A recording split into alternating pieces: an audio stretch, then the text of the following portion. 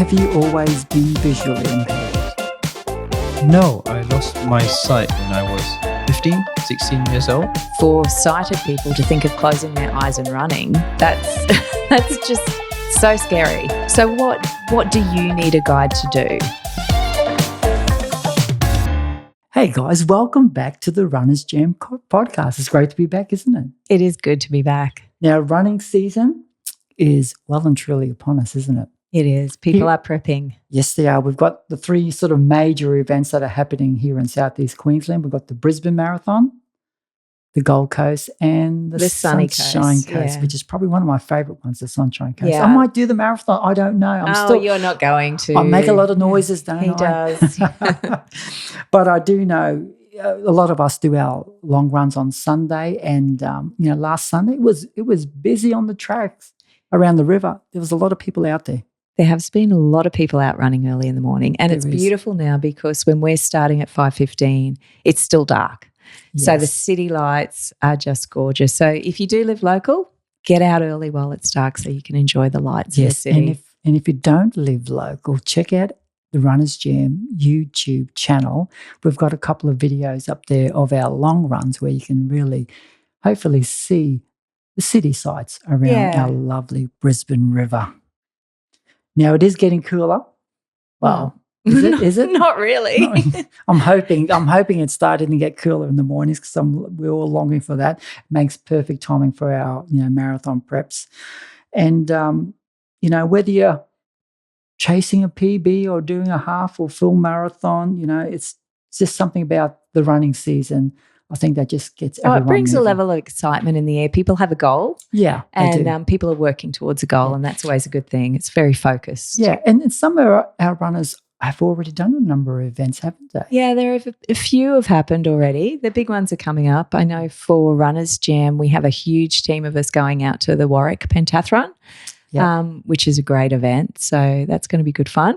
And that's happening at the end of May, isn't it? It is, yeah. And then there'll be a few of us running in the Brisbane Marathon, but mostly we've Yeah. got a big volunteer team, and we're Yes. going in to give back to local running events, and a lot of us are going to be marshals at the Yeah. event. So we'll be out there cheering for all of you who are out there running in the Brisbane Marathon. Yeah, and I think that's one of the, I suppose, things that we value within our community is giving back to our community, especially when it comes to volunteering. Absolutely. Yeah. So, babe, what have we got on today? Today we have a very special guest with us who has travelled all the way from England just to be with us. Yes. Well, not exactly, but we'd love to welcome Mohammed, who is joining us today. Mohammed, it's great to have you here. Yeah, likewise. Nice to be here. Nice to be doing this with you. Yeah, we really thank you. And Mohammed's actually hopping on a plane tomorrow, so we've That's caught him right. at the last moment. We have. So, Mohammed, great to be with us on this episode of the Runners Jam podcast. Are you coming to training tomorrow?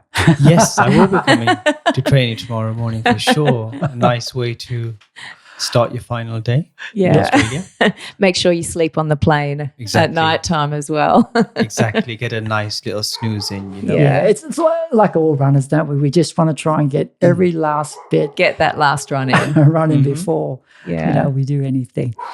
Mohammed, great to have you with us. Like I said, tell us a little bit about yourself, Mohammed, for the folks who may not know who you are. Yeah, sure. Before I tell you, is that dog going to be a problem? No, I'll try and edit it out. Hopefully. One of the neighbours' dogs is barking incessantly at the moment. Yeah. So So that's the issue of doing within the morning, in the day. Sometimes Yeah. you don't have the dogs normally bark at night. That's fine. Mohammed, tell us a little bit about yourself for those who may not know who you are. Yeah, sure. So I'm from the UK. My wife is Australian. I'm also blind. So we've been coming to Brisbane on and off for a number of years. And when I got into running, I realized that there's a problem because we're coming to visit the indoors and I've got nobody to run with. So, cut a long story short, before my trip a couple of years ago, I reached out to a few different park runs looking for people to volunteer to run with me as guide runners. And I got varying results. One parkrun came back and said they don't know anyone. Another parkrun came back and put a public call out, and a couple of people volunteered. And interestingly, one of the other parkruns recommended that I join Runners Jam, and they train at 5:15 every Tuesday and Thursday morning. And I thought, this is great.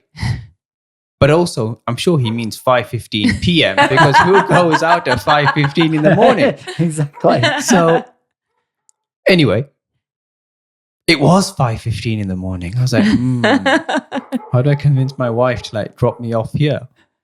And the conversation carried on, and I was introduced to Sandy and Condi. And through a combination of the running community being so great, we actually managed to find volunteers who'd pick me up from home and bring me to training, and have another set of volunteers that would run with me. So that's how I got introduced to Runners Jam, and why I'm here, 3-4 years later. Yeah. Has it been that long? Yeah, I think this would be your third visit with us, wouldn't it, Mohammed? Yeah. Wow. It has. It's been a wonderful time. So just to give a shout out to all of our team, the first person you contacted who responded positively from Parkrun was Stephen Parker from the Underwood Park Parkrun. And Stephen runs with Runners Jam as well, and he's the run director of Underwood Park Parkrun. So he is very keen to help anyone in the community. And so when he approached us, we just put the call out, and just fantastic people in the team volunteered. And, you know, if Mohammed was a slower runner, there would have been more people offering to guide him. But exactly. he, you know, Mohammed's fast. Mohammed's got some pace on him. So it kind of limited how many people we could draw from to be guides for you. But yeah, a huge shout out. As you said, we do have people who pick you up from home to bring you to training and then running. And I know on this trip, Kerry and Alan have both transported you, and Cherith and Garth and Alan have run with you. Yeah. Exactly. Yeah, and Pete, who's a fellow Englishman of Mohammed who lives in Australia, he often runs with Mohammed as well. However, he is currently in England while Mohammed is in Australia, and they're going to cross in the area tonight, I think, or at some time. Peter comes back just as you're leaving, I think. Wow. Yeah, exactly. And that's the amazing thing about it, right, is that through me just wanting to run and keep my fitness up, I've actually been able to find a little community and make friends of people that pick me up, or people I go for coffee with, people who I run with, people who I run with away from the Tuesday and the Thursday sessions and do little day trips with. And it makes such a huge difference to your well-being, to your happiness, to your ability to explore a new place and a new city and a new country. And it also means that I'm able to maintain a schedule that I had in the UK. Yeah. And I don't think people appreciate how important it is when you are visually impaired, when you're disabled, to not have that same level of independence and to go into unfamiliar environments where you don't have your comfort zones and you don't have that network that you built up, to then be able to do the things you've already been doing are really powerful and make a huge difference on my day-to-day. Well, I think, Mohammed, you inspire us when we think of, you know, for sighted people to think of closing their eyes and running. That's just so scary and so insane. So to see you doing that with people who you haven't met before, so, you know, you're putting so much trust into other people, but the way that you get out and explore new places is really inspiring to see you getting out and doing things. It's just fantastic. It is. Mohammed, was running always a part of your life? No, not at all. I only started running back in 2019, and just coincidentally by joining a friend who was doing a park run and then becoming a bit addicted to the park run and following that and wanting to improve at my park run time, being recommended to add another run in a weekend to make yourself stronger, and then following that, running more and more and more and more to where it is now. Do you remember what your first park run time was? 29 something. Wow. Which is not a bad time for a first park run. Yeah, I think 29 something. And yeah, then over the years, just go up and down. I managed to get it to under 21 and then goes back up to like 24, 25. And at the moment, it's around 22. So it's going the same direction. But as you get older, you realize time doesn't matter. Yes. It's the experience. It's the fact that you actually can run and you are doing it. And something you actually said a little while ago is that if I wasn't as fast, you'd have more people guiding me. And I find it a little bit strange that people get scared to guide because they think I'm too fast for them. Because for me, the experience is in running. Okay. So yes, I can do a 22, 21 minute park run. But actually, the majority of my runs are probably around 5:30 to 6:30 minutes per kilometer, just because like I'm enjoying the company, the chat, the exploring, the fitness.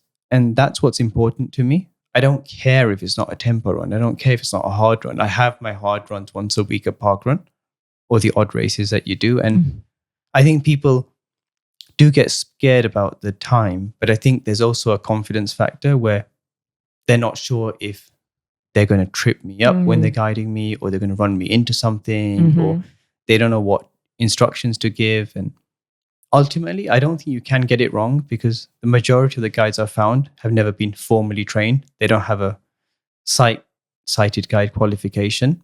Some of them do, just because of their work or their coaching qualifications, but many of them don't. And it's funny, when I've been with a guide for a while, they often then do share, oh, that first time I met you, I was actually really scared. Yeah. I was papping it a little bit that I was going to make you fall, or what it's going to be like, or what you're going to do. And now they just don't care. It's just them running with a friend. The only difference is that they're guiding me, or giving me instructions about steps or turns or changes in elevation. So to talk a bit about that, because we want to hear your story as well, but we certainly do want this to also advocate to get more guiding runners out there as well, and people who are interested in it. But to take away that fear factor for people, because as you said, people are concerned they're not going to do it right for you and risk putting you at harm. So what do you need a guide to do? I think different people are different in what they require.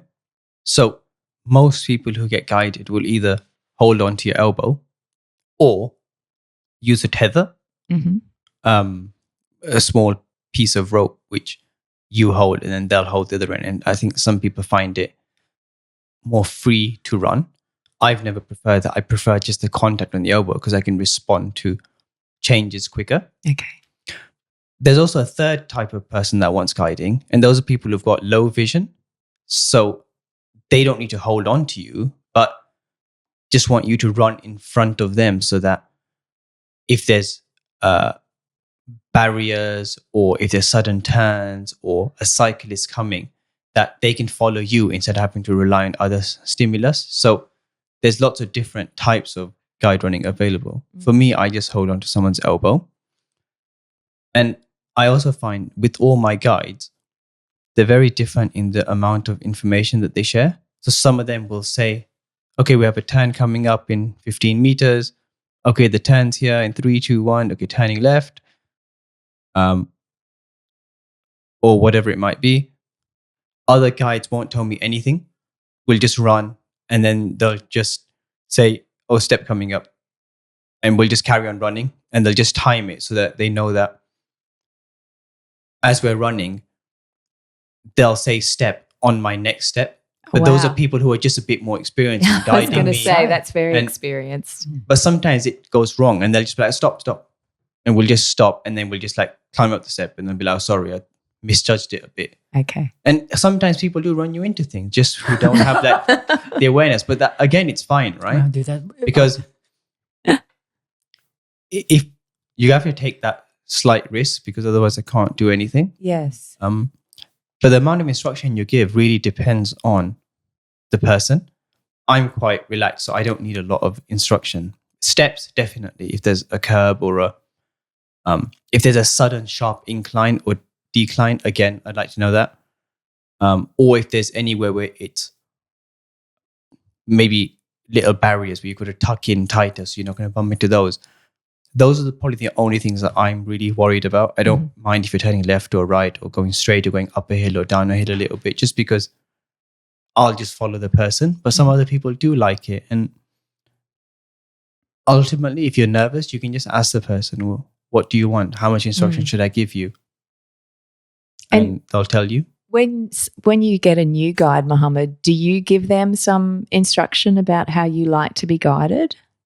Not really. They often ask me so many questions, like, "Oh, don't tell you about this, or I'll tell you about that." And I was like, "It's fine, let's just run." Okay. And we often run very in a chilled. place which is like a local park run or something. And I'm like, "It's fine, we'll just run." And then as we're coming up to something, we're like, "Oh, there's a speed bump coming here." And I'll be like, "Yeah, it's fine. You don't need to tell me about those. Like, I know they're there." Okay. Or they'll be turning left on this and that. And I'll be like, no, again, it's fine. You can tell me if you want, but I don't need to know that. Like, I know it's coming up. But then there's places where I know there's like a little curb or like a cycle path is split with a walking path. And actually, I know that's coming up. And I often do tell the guide, oh, somewhere ahead, I know there's an elevation change between the cycle path and the walking path. So just let me know when we get close to it, because that's somewhere I have tripped before. Okay. Just because they're different levels. So you either land on it half and half, or you can roll your ankle a little bit. But generally speaking, I don't really need much instruction. What about trail running, Mohammed? Obviously, there's a different sort of technique when it comes to running the trails. Do you struggle with that? I only stick to certain trails. So anything which is like compact gravel or chip bark or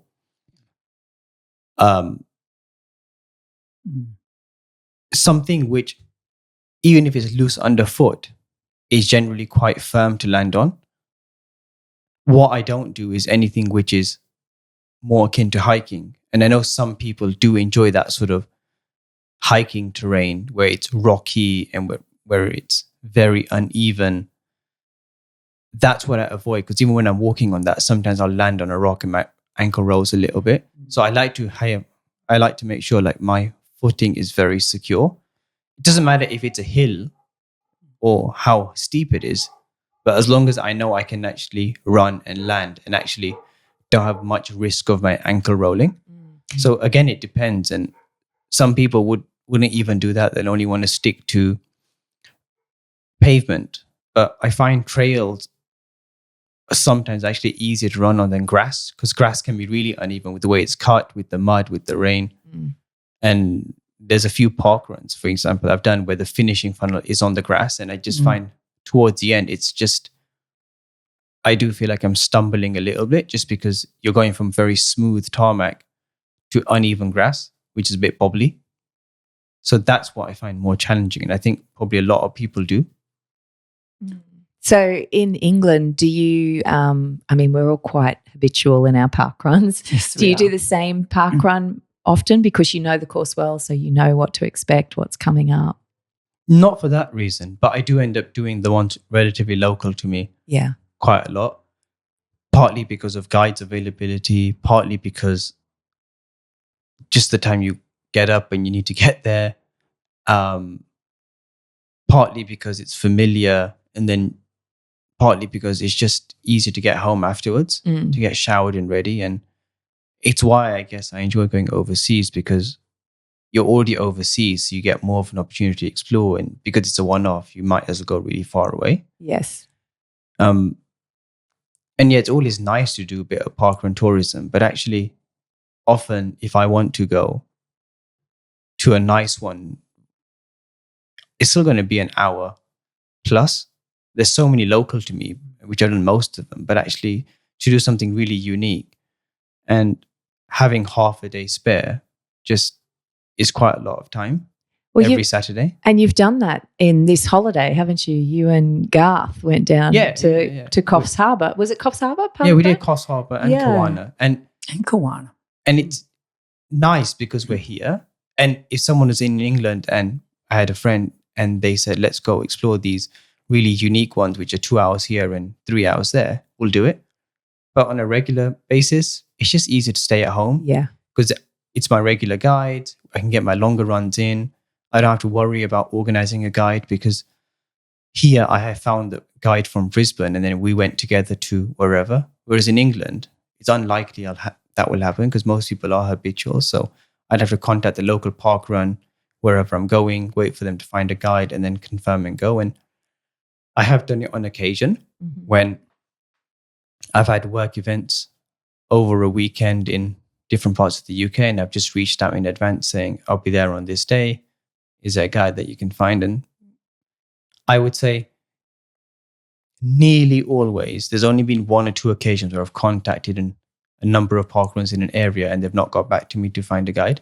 That's amazing, So isn't it? It is really Yeah. surprising considering the amount of parkruns I've contacted and the amount of cities or countries it's been as well. That Yes, because you're there's very only well been traveled.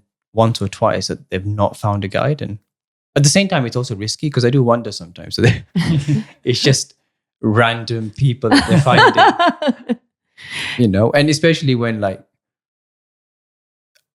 you guys sent someone to pick me up at like 4:45 in the morning for the first time. It is a little Who bit is odd, this right? person I'm hopping yeah, in with? and where are we going? And it's like, why? It's like, where are you going? It's like, I don't know. Let's running over there somewhere. Like where? Like, oh, somewhere near the forest? Like what? Yeah, you So- would never advise your children to do that, would No, you? no, but Go with strangers. so it's strange that you do it, and it is bizarre. But the running community does seem to be really supportive Yes. and understanding. And yeah, wherever I've gone, I've generally found people to run with, and yeah, occasionally it occurs to me, how safe is it? But at the same time, I'm like, you often meet the people beforehand, and you get an idea of people being vetted just through Strava and Yes, stuff, and that's how true. often they Yeah. run, and what their interest in guiding is, and Yeah. in fact, the fact that a lot of people are nervous to guide is actually a good sign. Mhm. It shows that they really want to do it. They just They not don't sure how want. to. They don't want to do it wrong. That's Yeah. the thing. They want to do right. and it shows by they're a you. genuine runner because they want to help other people Yeah. in the running journey. Yes. Well, I mean, everything you're saying is really giving a shout out to the running community, isn't it? To just say, Yeah.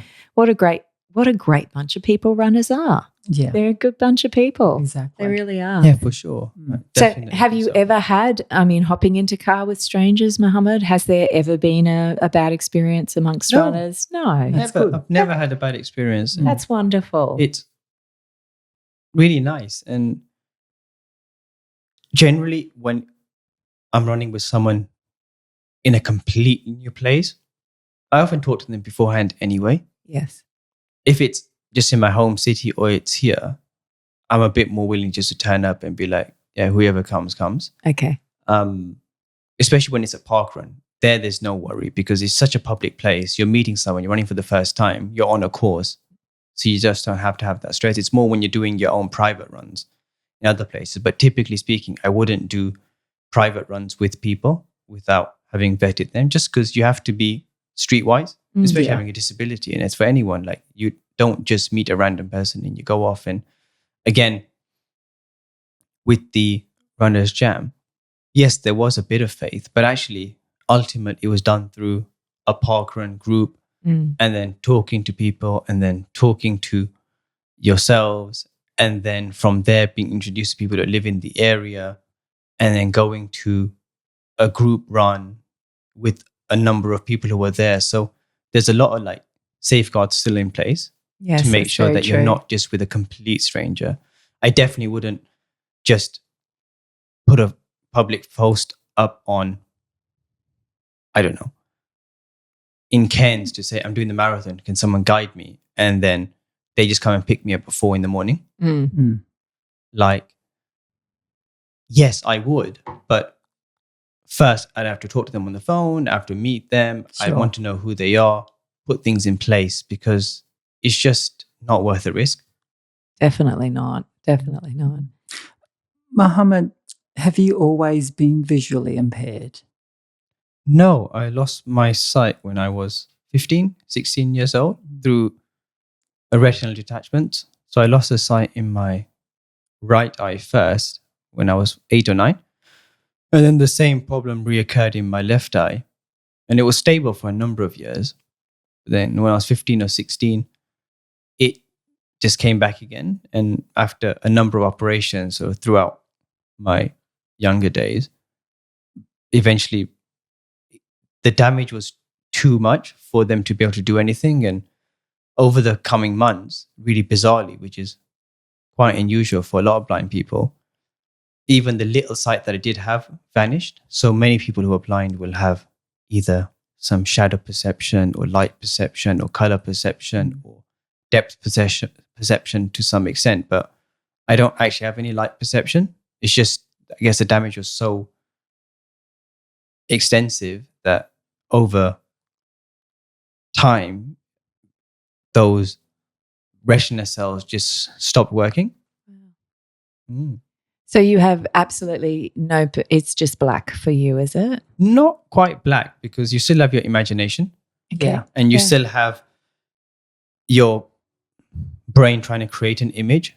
So there's no such thing as like complete blackness. It's still just like random shapes and stars and colors and images and your imagination creating an image over it. But yes, if you shone a light into my eye, I'm not going to be seeing additional light.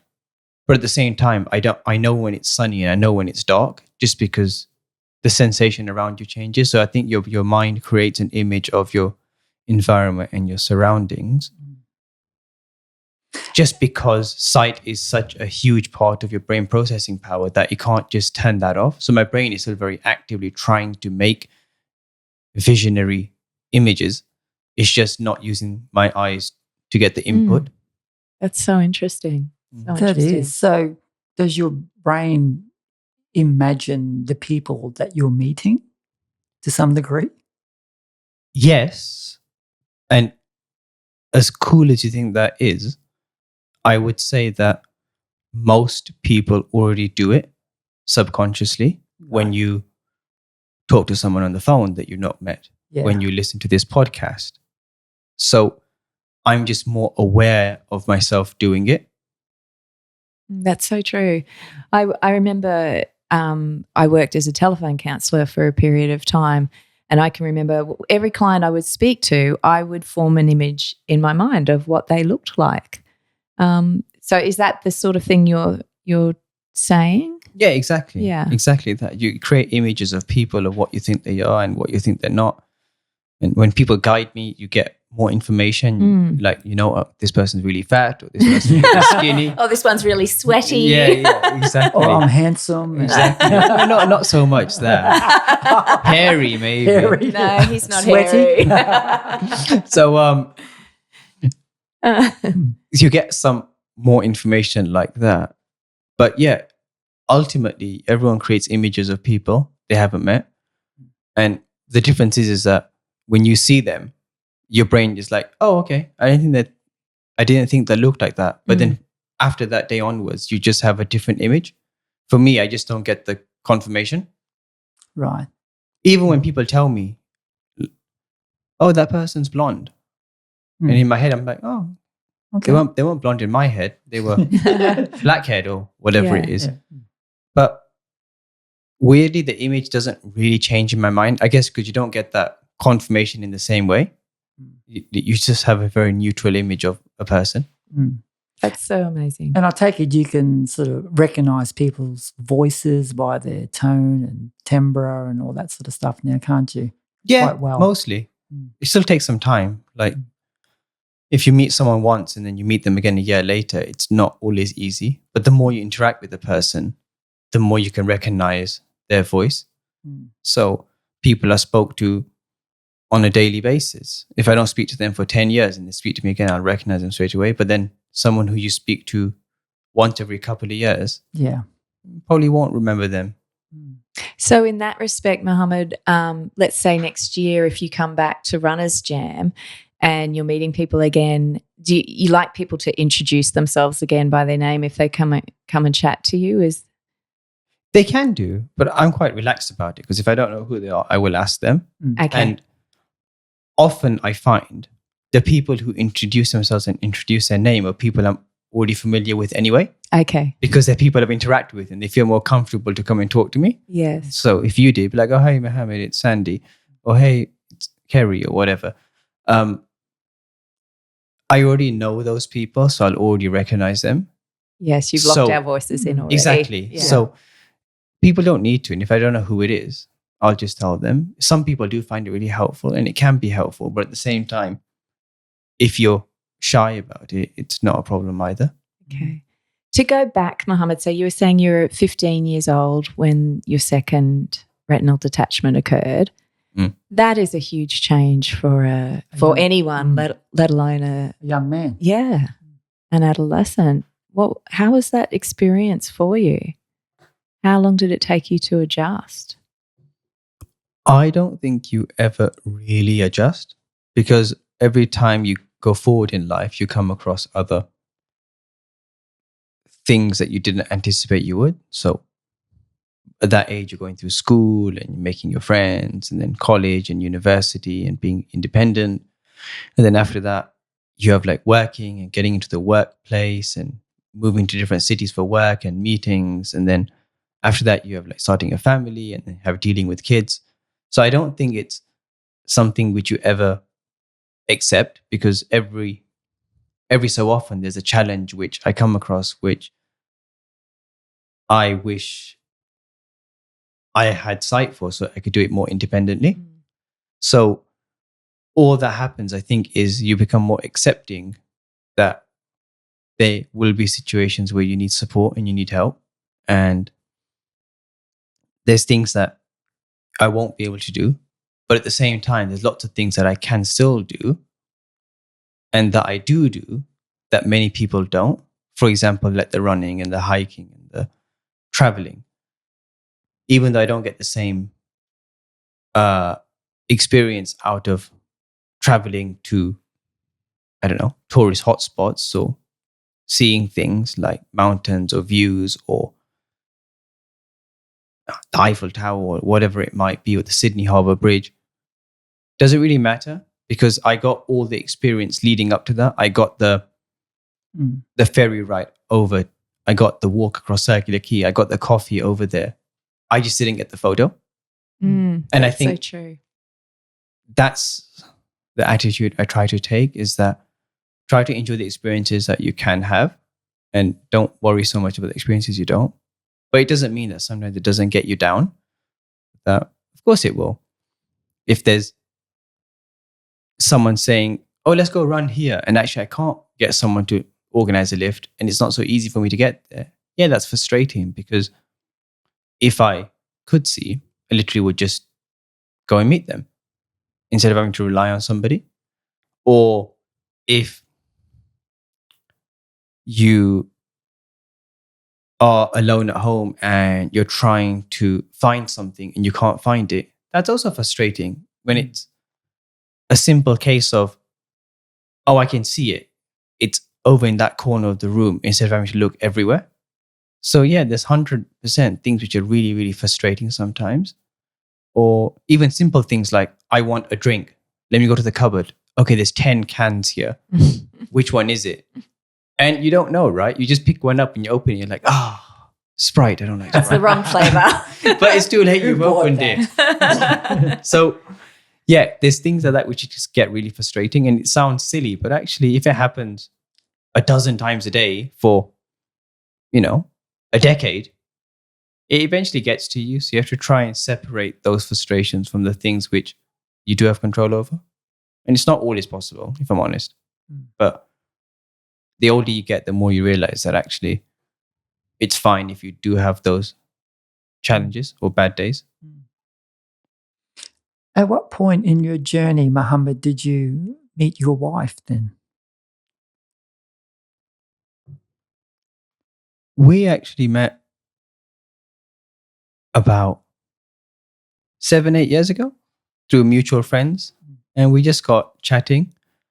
And then after chatting, we eventually met and then got married like really, really quickly after that. So it was a bit unusual, but also not unusual, just because similar to running, I found the people I meet, you often build rapport with really, really quickly. Yeah. And it was the same with her, is that we just got chatting, we got to know each other really well. We then met, got to know each other really well also, and then we got married really quickly. And there wasn't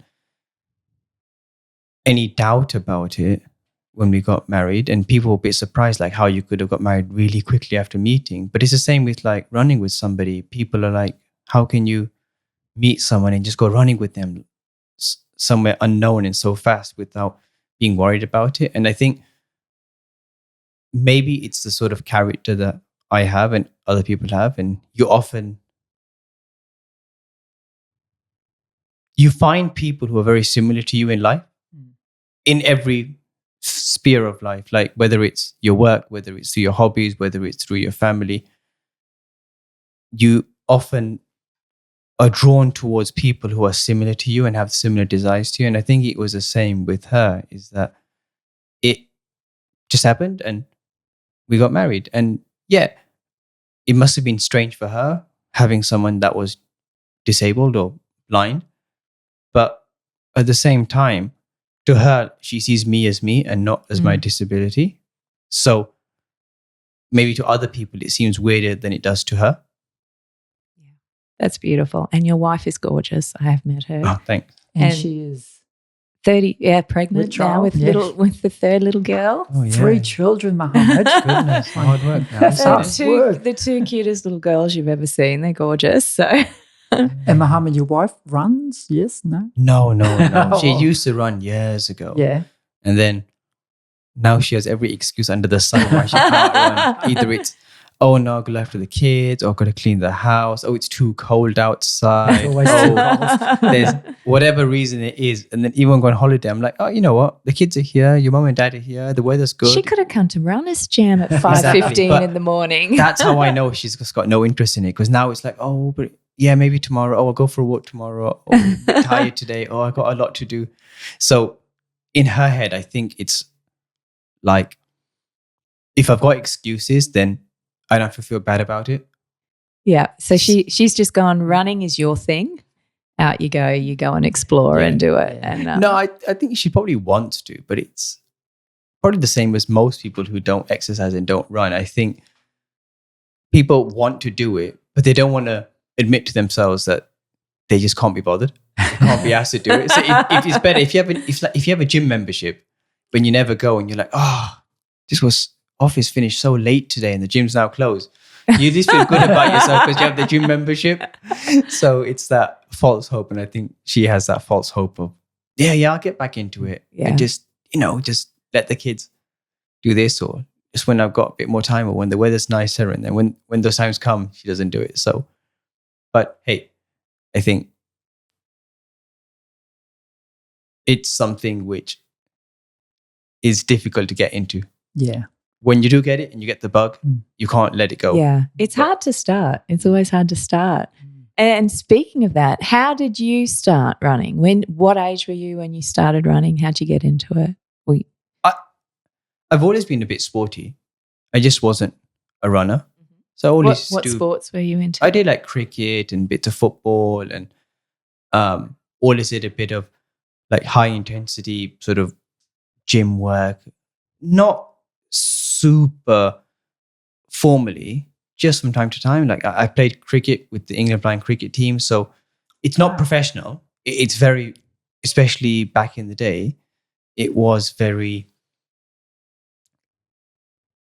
amateur's not quite the right word. We were fully funded, so our tours and expenses are paid, but Wow. we're not professional. We all had our own jobs, so there was a level of fitness through that. And running just happened coincidentally. I had a friend going for parkrun. He asked me to join him, and I went with him. And as I mentioned earlier, it just took off from there. And now it's a big part of my life. Do you do it? Oh, sorry, you were going to No, say I was just something, going to Dale? sort of wind back a bit. You represented your country, Mohammed. That's an amazing achievement, regardless of whether it was just not a for professional sure. level. To represent your country, that's a major achievement. I reckon that's fantastic. 100%. And a huge thing. It's why I've come to Australia a couple of times, which haven't been family related, and being able to travel to other countries to play cricket. And it certainly was a precursor to me starting my running, because I was always keen in fitness or somewhat motivated by the cricket. And it wasn't a way of me after becoming disabled. It was a way for me after becoming disabled to continue participating in some sport that was somewhat normal behavior for me, especially at that age. And it just so happened I was relatively good at it and was able to proceed and get better and then go on tours and play games. And as I said, we trained roughly once a month, and we had one tour every year or every 2 years.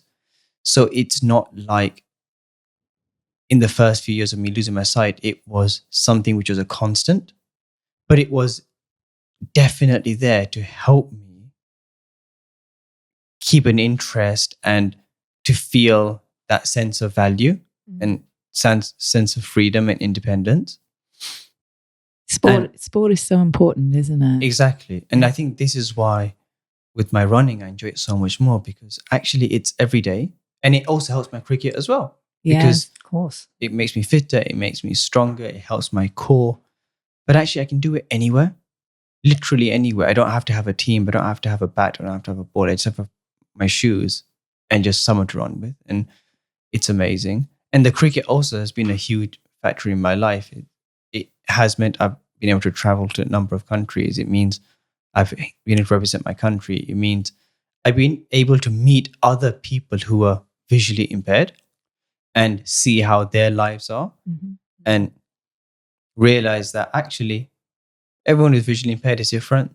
Some people don't work, some people work, some people have really good jobs, some people have very boring jobs, some people are parents, some people are not parents, some people are now widowed, they're much older. And I think that was the most important learning with the cricket, of just appreciating that your vision impairment doesn't define you as a person. It is just something that you have, and you're still a person. And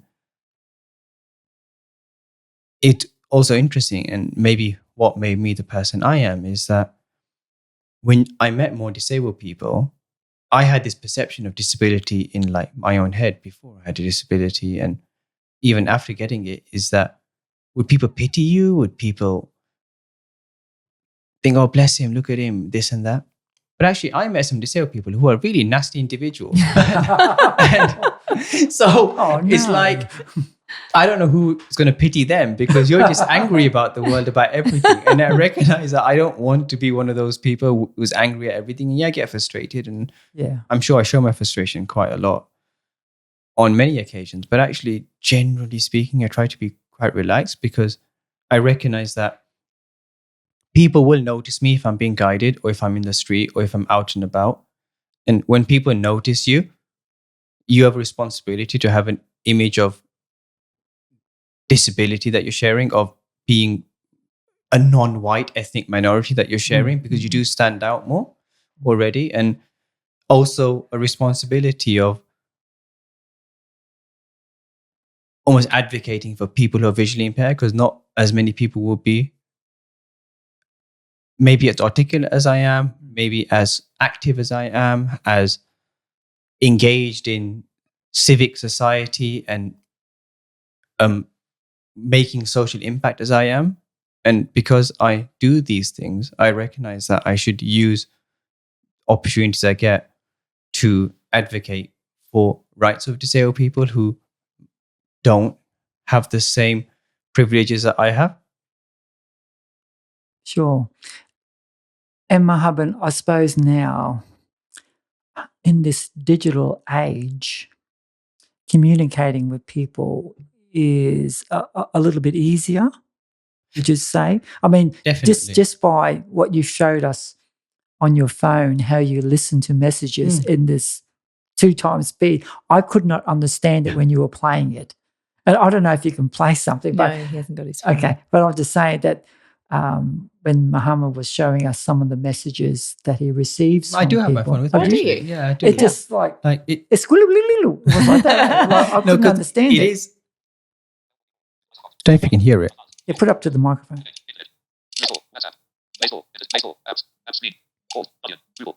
So this is just like reading the news articles in the Guardian. So if people out there can hear and understand that,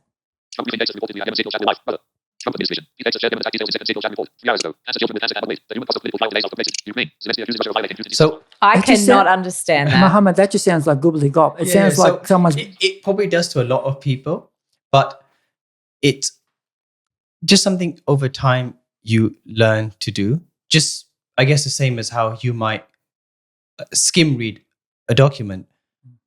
Yes, I understand all of it, but if I'm reading 30 pages of a document at that speed, I'm not going to understand most of it. But when I'm reading a WhatsApp message or a title of an article or the subject line of an email, one, it's easy to understand because it's only like 8 or 10 words. But secondly, even if I miss a word or two, it doesn't really matter because you're just trying to work out the gist of it. And then if I read the message, I'm like, hang on a sec. They're sharing something really important here, like their exact address or phone number. I'll just slow it down because I need to copy the phone number. And yeah, definitely in this day and age, having everything digitally does make a difference because I can use my phone, WhatsApp, emails.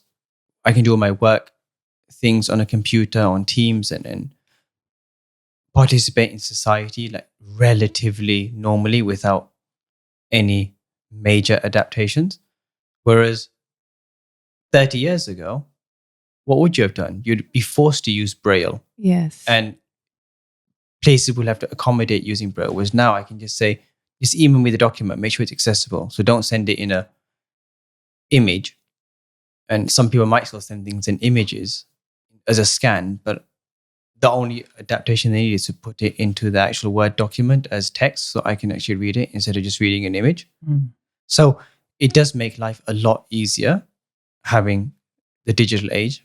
But I think it can also isolate people who are elder and have visual impairments because yes, that would be hard. That Now- would be hard, yeah.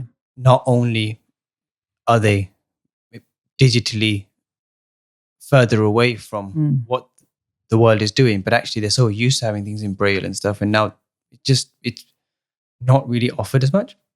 Do you read Braille? Not very well, no. Okay. I don't really use Braille. I know like numbers and the odd few words, but I've not needed it. All my work and everything in English is just done digitally. Mm-hmm. So do you think Braille is a bit of a dying skill No, then? no. or It's definitely people important. still learn it? Like, Okay. like I find Braille really useful for other languages just because I don't use them on my phone. So like things like Arabic, and I know other people.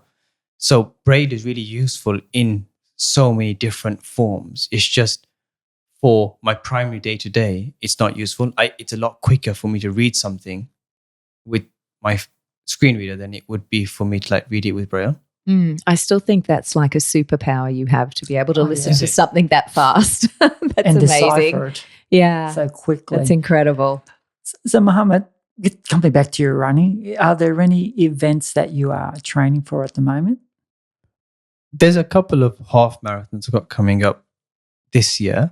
And I'm hoping to do like my first marathon next year.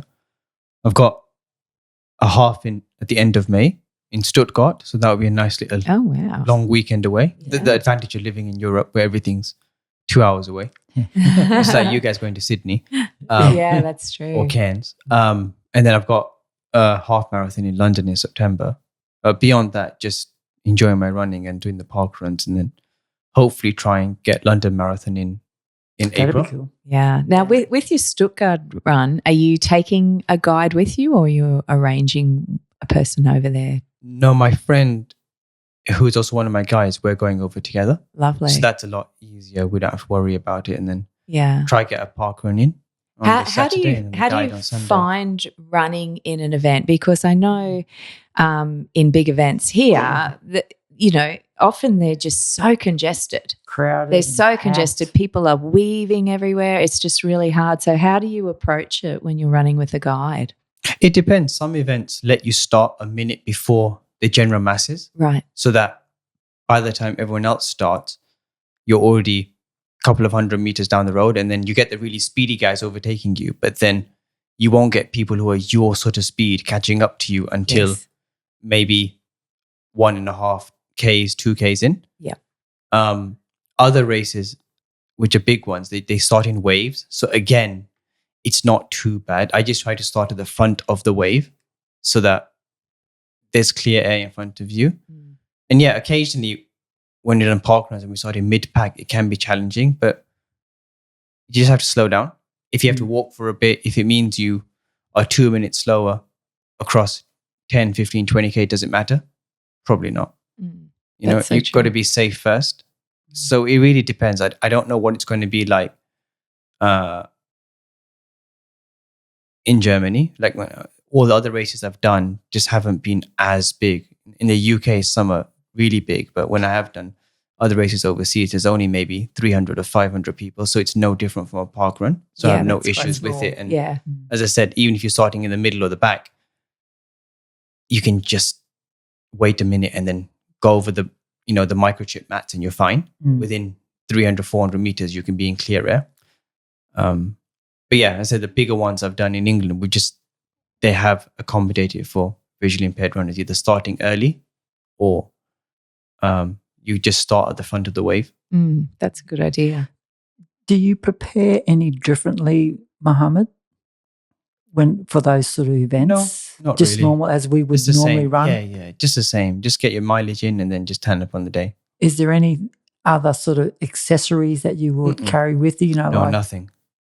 Everything will be exactly the same. you don't use any special shoes.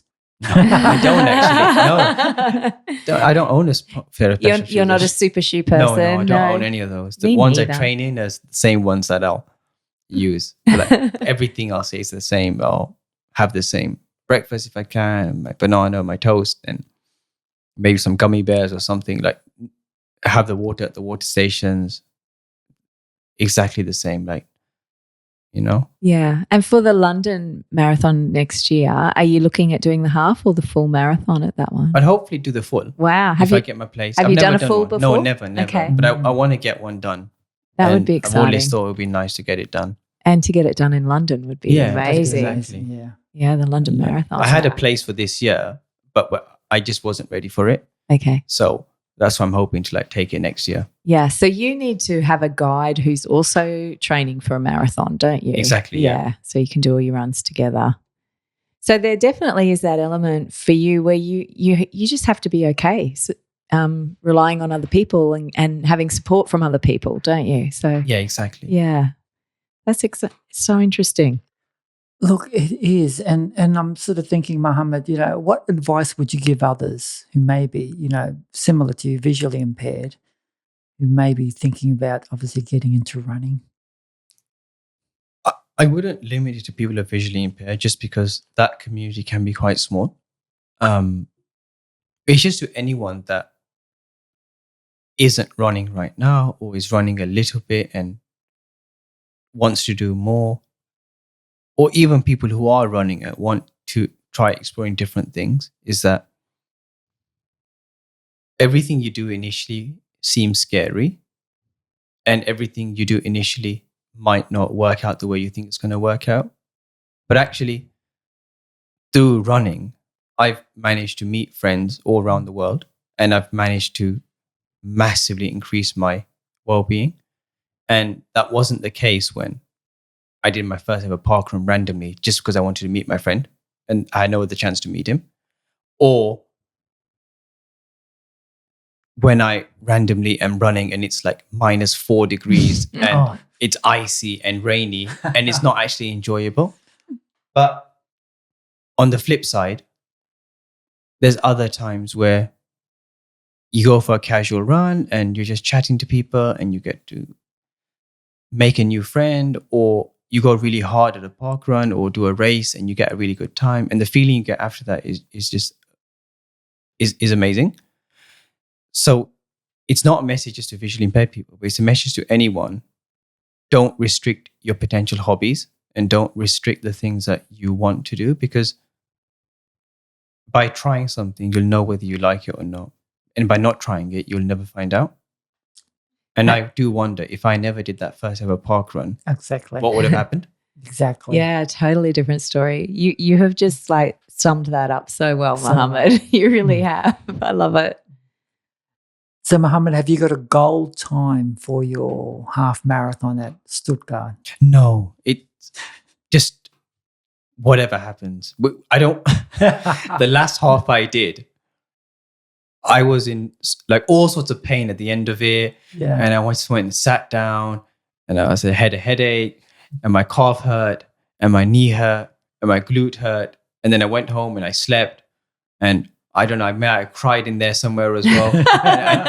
So, but that's when you push yourself really hard. Yeah. And I thought, Obviously, it was sub 2 hours, obviously. it was like yeah. 140 something. Oh, that's or one- or amazing. so. Yeah. And it was like the first half I'd ever done. Like, it was actually the longest run I'd ever done before that was like 16 Ks. So like I was going like 5 Ks further than I've ever gone, and it completely finished me. And I thought, if we're going overseas for a long weekend, do I want to be in that condition for the rest of the Sunday and the Monday to get the flight back?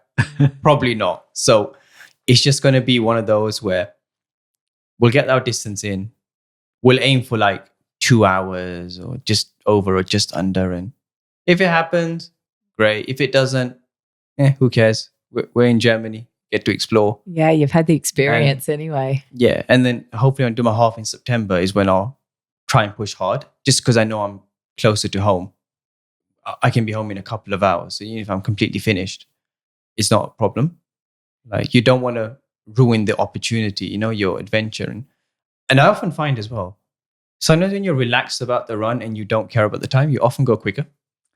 That's probably That's right. You true, take the yeah. pressure It's off a bit yourself, weird, don't isn't you? it? Yeah. You just go and it's like, you just run. And then you look at the time later and you're like, oh, wow, that's That's a significantly nice quicker than I surprise. thought. Yeah. So what time are you aiming for in your London half? I want to try going sub 145 Okay. because that's been my target for a while and I just miss it. So it's a bit annoying.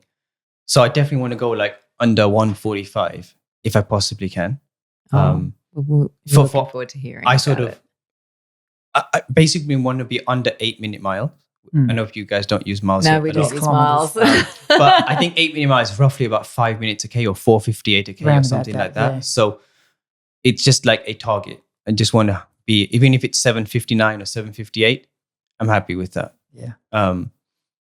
So yeah, that will be like the target then. And I've got a few months to like build up to it. So hopefully I can get more longer runs in and see from there. How do you handle your watch there, Mohammed? A lot of us struggle with these Garmin Oh, no, watches at the best of times. We can see it. I don't. I literally just have the preset. So I press the button to like, which is for run. And then I just press the button again to connect to GPS. And then I do all my watch stuff on my phone. So reading Oh, the okay. Yeah. stats, the heart rate, the information. And I've just set it up so that it buzzes every kilometer. So no, the watch itself is like quite useless. And I just have learned the button sequence to like start the run. But if I ever want to do the gym or if I ever want to track a hike or something, I've got to ask someone what's the option, just because you forget what order they're in. Yeah, oh, of definitely. course.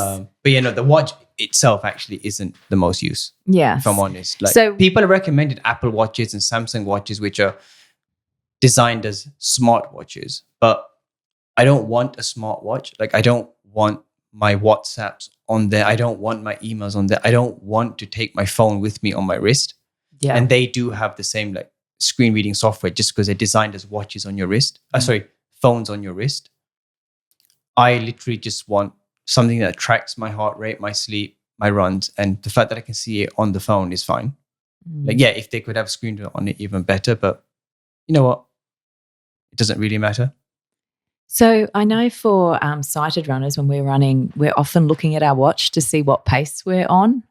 Obviously, that's not an option for you. So are you just run by feel, or are you my asking your guides tell me. guide? They'll Yeah, often tell you're me checking in with anyway. your guide. Yeah, they often tell me. And sometimes it's just on feel. Like as of late, it's just been more on feel. Don't really care about the time, you just run. Yeah.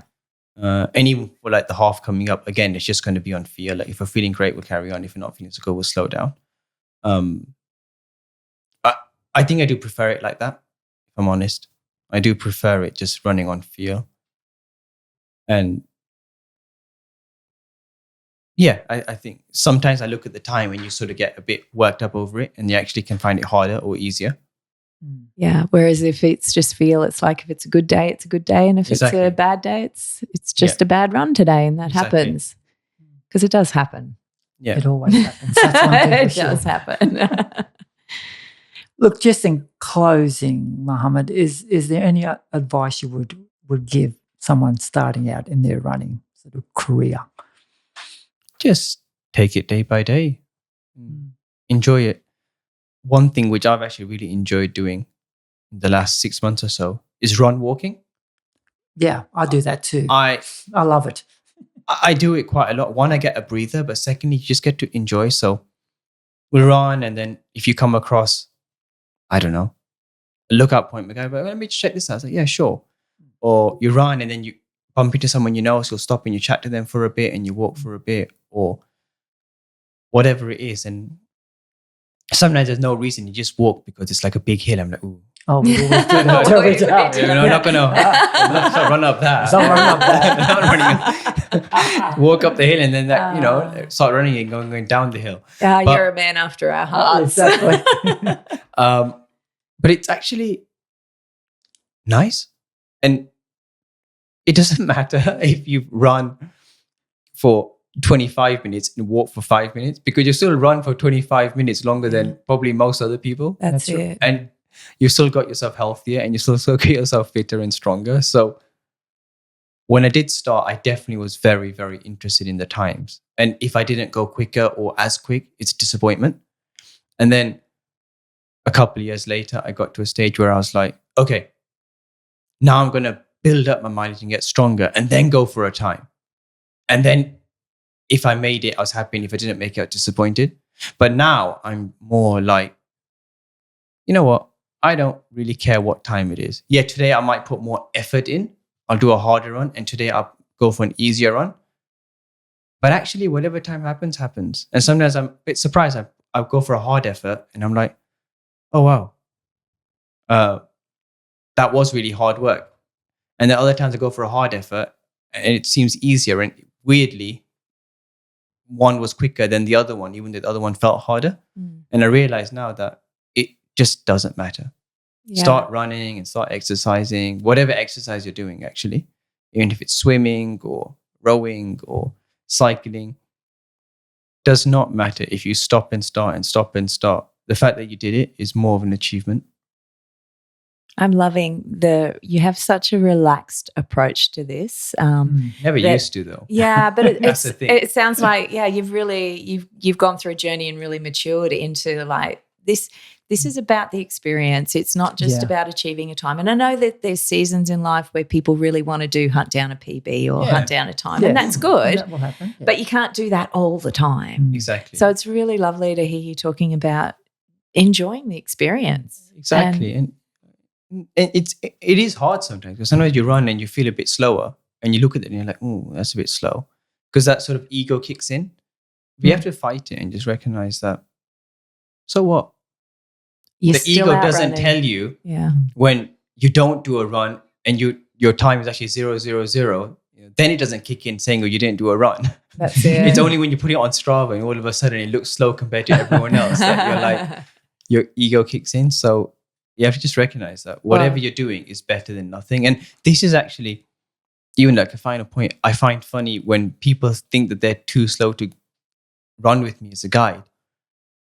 I don't do long distances. And a lot of the people I've sometimes asked in the past, oh, why don't you guide me? You do a lot of running. It's like, no, bro, you're too fast for me. You're too fast for me. And I look at Strava and they're doing 25 Ks at 5:45 or 6 minute a K. And I'm like, I can't even run that far. So yes, I might be able to do 5Ks at 4 minute 30 a K, but actually I want to get stronger and further. So doing it at your speed is probably ideal for me. But so I think people do just get worried, Yeah. not realizing it. Yeah. So you need to be saying, hey, look, I'm running slow so I can run longer. So I'm slower I do tell for people, longer. they still Yeah. don't believe it. They still think my slow is not like slow enough. I think the good thing, as you were saying, anything you do is better than nothing. And it's that, anytime you're off the couch and doing something, you're faster than the couch. That's right. Exactly. So that's a win. It That's a is. win. Exactly. Now, we do have like an Australian blind runners Guides. Oh, the guide Achilles thing, group. is what it's Yeah. called? Achilles. Achilles group. Sorry. Yes. yeah. So I have run with them a couple of times here. Mm. In Sydney, actually, is who I used to find my guide for parkrun there. I did the Sunday morning run there. And I've done a couple of runs with Achilles members in Brisbane. Mm-hmm. But I don't think Brisbane has as big a VI running community as in Sydney. Okay. So yes, that's also a really good place to start if you are blind and you don't have the confidence just to reach out to a random park run. Reach out to Achilles, and Achilles can help identify guides and help put some support in place. And so that you and can if do you're it. interested in being a guide, they're probably a great place to touch as well. Absolutely. To get some advice on how to do that and do 100%. courses. So they 100%. provide training, don't they? Because I there's been don't know, not being part of them. In the UK, British Blind Sport provide training.